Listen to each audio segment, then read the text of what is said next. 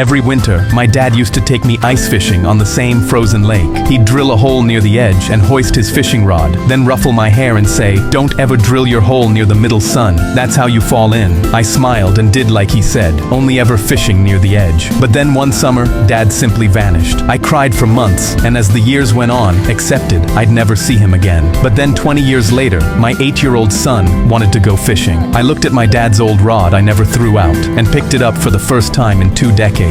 I took my son to the same frozen lake and sat at the edge smiling, because my best childhood memories were flooding back to me. I told my son, "Your granddad taught me to always drill at the edge, never the middle." I drilled into the ice, showing him how it's done just like my dad showed me. But the second I looked away, my son took off running towards the middle with the ice auger. He was going to drill a hole in the middle. My face dropped in panic as I heard my dad's words. "Don't drill near the middle, that's how you fall in." I stood up to run to my son because I couldn't lose someone else. But that's when he suddenly stopped and pointed at the ice near the middle. "Dad, I see something under the ice." My stomach sank, and when I went over, I saw the shape of a car underneath the ice. An arm was dangling through the open window, and this terrible gut feeling washed over me. I immediately called police with shaking hands, all while my son kept asking what it was. The police towed the car up onto the ice, and I saw the body inside. I couldn't make out who, but I was sweating, and my legs were shaking. But my son just looked around with this curious, excited face, because nobody had told him anything. That's when the cop walked over with a grim expression. "The body belongs to your dad's old co-worker. He went missing the same week your dad disappeared." My legs buckled, and I asked what this meant. The cop looked down and pulled out a sealed bag with a knife. "We found a murder weapon in the car. Your dad's fingerprints were on it. I'm so sorry, but your dad killed this man. It's most likely why he disappeared." I looked at the cop, then at my son's smile vanishing as it hit him. His granddad was a murderer. My legs gave out, and I dropped to the ice. I finally understood why my dad told me to never drill near the middle.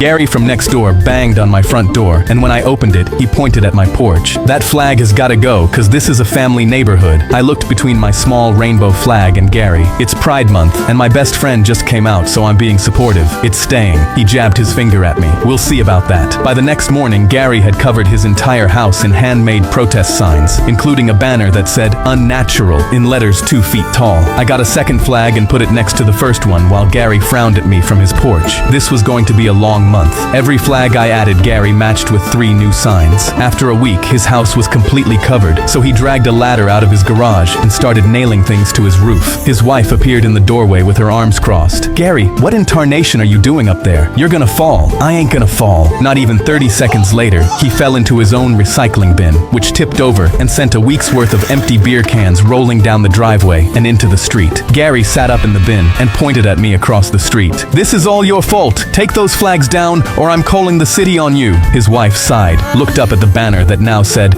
"Unnatural and Wrong" due to a sign he had added crooked at the end, and walked back inside without saying a word. I added another flag to my porch. The next day, a city inspector knocked on Gary's door because his own wife had filed a complaint about the signs. The inspector gave Gary 72 hours to take it all down. He worked all afternoon while his wife watched through the one window that was not yet blocked. When he finished and reached for the door handle, it did not open because his wife had changed the locks. There was a note taped to the door that said, "You can come back in when you learn to spell." I was meeting my girlfriend's parents for the first time when I sat down on their couch and felt my leather pants rip down my butt. I froze. I'd worn leather pants to look fancy, but if I stood up, my whole would be exposed in front of her family. Her dad stared at me, arms crossed, like he already hated me. My girlfriend asked, "What was that noise? It sounded like a rip." I panicked. That was me. I farted because I'm nervous. Her dad made a stank face at me. Then her mom called out, "Barbecue's ready in 10 minutes." My heart sank. I had 10 minutes to fix this before I had to walk out to the backyard in front of everyone. I knew I needed to get up without anyone seeing my butt, but then my girlfriend said, "Can you go help my mom carry the food out?" Her mom was standing there with a heavy tray, waiting for me. If I said no, I'd look rude, so I panicked. "Let me use the bathroom first." I backed out of the room with my hands behind me, pressed against the wall. As I shuffled down the hall, I caught her dad watching me the whole way. His eyes narrowed like he knew I was up to something. I gulped and shut myself in the bathroom. I had no idea what to do. Then I spotted a stapler on the shelf. I started stapling the leather back together as fast as I could, wincing at every click. Then a knock. My girlfriend. "What's taking you so long? My mom is waiting." I heard her walk off and stapled faster, my heart beating out of my chest. I was almost done when the door swung open. I realized I never locked it and turned around. It was her dad. I froze, waiting for him to call me out in front of everyone. Instead, he shut the door behind him and smirked. You think a stapler is going to fix that? And he tossed me a pair of his own jeans. I knew the second you sat down, that rip sounded nothing like a fart.